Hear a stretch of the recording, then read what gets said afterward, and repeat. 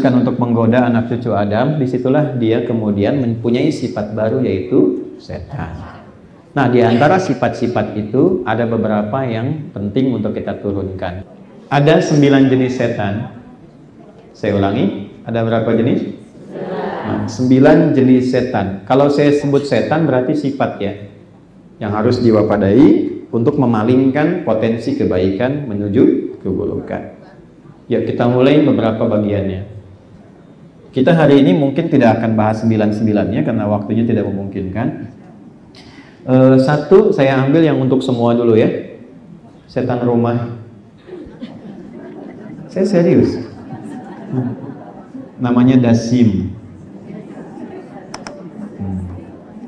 Dasim. Ya. Dasiman. Awas yang kira-kira sama tuh namanya langsung aja. Ya. Si catatan dulu ada Naidasima ya. Nah, ini setan yang bertugas untuk merusak hubungan harmoni di rumah tangga. Ya. Ini di rumah nih. Yang muslim ayatnya coba di Quran surah kedua di ayat yang ke-102. Ini agak panjang ayatnya, sebelah kiri paling atas. Yang wattaba'u ma tatlu syayatinu ala mulki Sulaiman sampai ketemu kalimat yufarriquna bihi bainal mar'i waz zawji. Ada turunan setan yang tugasnya memecah belah hubungan harmoni dari kehidupan rumah tangga. Bisa nanti antara suami dan istri, atau ayah ke anak, ibu ke anak, dan sebagainya. Nah, ini nama setannya, ini sifatnya. Ya. Tugas dia ada 2. 1, menanamkan rasa takut dan khawatir. Ini saya ada referensinya ya, dan ada turunannya. Bisa diriset juga. Jadi bukan informasi-informasi biasa begini yang kita kadang senyum, tertawa, tapi terjebak nanti baru tahu sendiri. 1, menanamkan rasa takut dan khawatir ketika memasuki ruang-ruang yang kosong. Ya. Baik, khususnya nanti biasanya di malam hari. Ya. Ini yang menjadikan masuk satu ruangan kadang suka gelisah kan? Takut. Nah, ini yang bertugas ini. Yang bertugas. Kan kenali dan waspadai. Ya, ini sudah kenal, masuk ruangan, coba deh ibu. Biasa kan masuk dapur, masuk kamar mandi. Siang biasa kan? Kenapa kalau malam rasanya beda? Ya kan? Atau masuk sendirian, nggak sama kan rasanya? Padahal rumah sendiri. Bangun ibu yang desain, ibu yang minta sama arsitek, tapi yang gelisah ibu juga. Nah, ini yang bertugas ini. Cara mewaspadainya, ya bagi yang muslim lihat baik-baik, ucapkan salam. Ini kata Nabi, ucapkan assalamualaikum. Maka ketika diucapkan assalamualaikum, setan ini akan berkata pada kawannya, kita tidak punya tempat menetap di sini. Oke? Tugas ibu hanya mengucapkan, nggak usah tunggu jawaban. Mau dijawab mau tidak itu bukan urusan ibu. Assalamualaikum, salam. Dijual besok rumahnya. Ya, udah ucapkan aja itu. Nah, kalau tidak diucapkan langsung masuk, maka setan berkata pada kawannya, kita punya tempat menetap di sini. Ya, saya ini ajarkan ke anak-anak kami bu di rumah. Anak saya dari sejak usia 3 tahun, namanya Muhammad Hamilul Quran, sana 11 tahun, itu kami tanamkan, nak, hati-hati di ruang-ruang kosong di kamar ini ada setan dan namanya Dasim. Kalau kakak mau usir itu, ya katakan assalamualaikum, dia akan langsung pergi terbirit-birit. Itu langsung dipraktekkan bahasa Kian, bu. Langsung dia masuk ke kamar, dia katakan assalamualaikum Dasim. Dia sebut namanya sekalian gitu. Alhamdulillah sampai hari ini jadi pemberani itu. Dan kadang kita suka motivasi. Nah, ini tugas satunya nih, menanamkan rasa takut, khawatir, gelisah. Cara mewaspadainya tadi ucapkan assalamualaikum. Dan oke, yang kedua, ini yang paling pokok harus diketahui, mencoba mengganggu sifat harmoni dalam keluarga, menghadirkan gangguan. dalam kehidupan berkeluarga.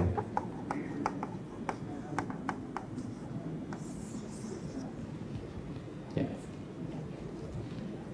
Ibu dengan suami demikian adanya, kan menikah baik-baik, senang, foto, nyaman, damai. Kenapa tiba-tiba kok salah pahamnya dalam?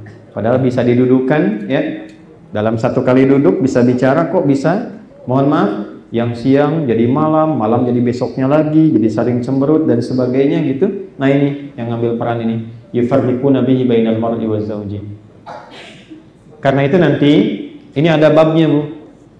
Ya, mohon izin ya, mungkin untuk anaknya atau cucunya yang mau menikah, saya sarankan sebelum menikah itu diberikan pendidikan dulu pranikah.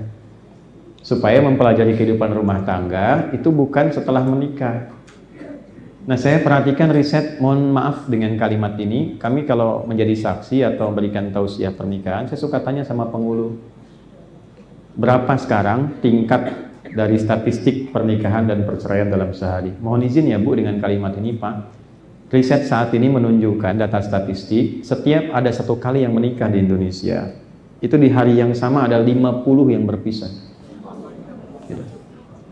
Coba Ibu lihat sekarang nih generasi Z ini, baru nikah kemarin, besoknya udah pisah, baru ini begini dan seterusnya. Ini tidak mudah tantangannya. Nah, ini tugasnya ini nih, gini setannya.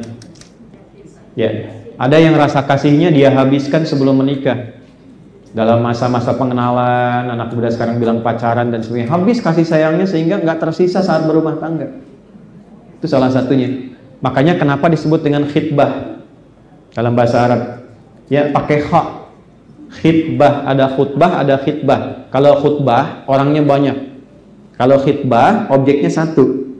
Tapi maknanya sama, kalimat yang singkat dan padat. Jadi kalau mau melamar, gak usah belok kepanjangan. Pantunnya kebanyakan, ininya banyak, nanti yang dilamar nanya, tujuan Bapak sebetulnya apa? Singkat padat, kami kesini datang ingin melamar anak ibu, bla bla bla. Khutbah juga begitu, singkat padat jelas. Tapi ada satu penggoda, hilang titiknya khoknya, jadi hataba, hitbah, pakai hak, itu artinya kayu bakar. Sifat yang mudah membakar itu setan. Jadi kalau sudah disatukan dalam bentuk tunangan misalnya, itu jangan terlalu lama. Lamaran jangan terlalu lama ke nikah, sebab ketika mulai akan diikat, ini sudah mulai bertugas.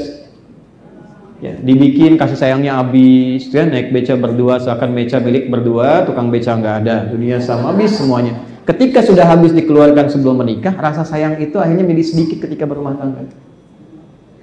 Jelas ya?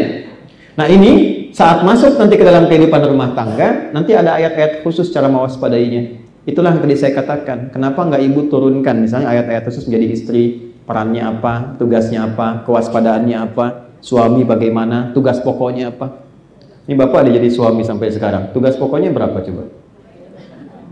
Tuh. Ibu juga demikian. Padahal itu menariknya ada di ayat yang sama, di surat yang sama. Pokok laki-laki ini, pokok perempuan begini. Kalau yang suami sedang bertugas pokok begini, apa yang dilakukan oleh istrinya? Itu ada Bu. Ini saya tanya ibu saja, atau sebaliknya. Kalau suami sedang bertugas, ya, pernah nggak ibu mengantarkannya dengan doa dan kata-kata baik yang mendukung ia bekerja? Misal, selain menyiapkan kelengkapan ya, terus ibu kirimkan misalnya kalimat pengantar setelah cium tangannya, Papa bertugas yang lancar, yang baik, dan tanamkan dalam hatimu yang paling dalam, Mama menyertai Papa dalam suka dan duka. Gak usah tepuk tangan, ternyata pernah. Itu yang dilakukan Sayyidah Khadijah, makanya Nabi selalu sebut namanya bahkan dalam tidurnya. Itu Nabi selalu sebut Bu, setelah meninggal pun masih disebut Khadijah, Khadijah, Khadijah. Dan yang paling dahsyat apa? Dengan kalimat itu suami selalu merasa tenang. Jadi ada masalah apapun ketika lihat istri, baru lihat wajahnya, itu setengah gelisah Nabi hilang. Bapak kalau pulang ke rumah sedang banyak masalah, lihat wajah istri dan setengah masalahnya hilang, Khadijah tuh Pak. Kalau nambah masalah tuh cek itu. Itu Nabi kan bilang di Al-Bukhari, Zammiluni, zamlimuni, aku sedang gelisah, selimuti aku. Dipegang, digenggam tangannya, diselimuti dan keluarlah kalimat indah itu. Kalau di kita sekarang gini, sayang, Kau itu orang baik. Kau menolong yang lemah. Engkau menjadi penopang bagi anak yatim.